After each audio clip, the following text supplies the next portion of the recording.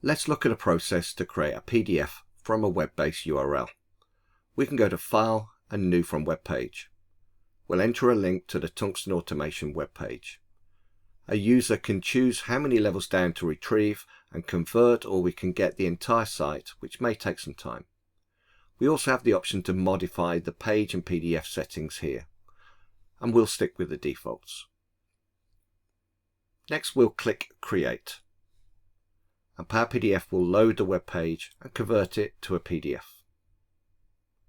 We can now see that the web page has been converted into a PDF. If you're interested in learning more about Power PDF and its capabilities, we offer both free to access online learning as well as a wealth of technical videos on the Tungsten Demo Center.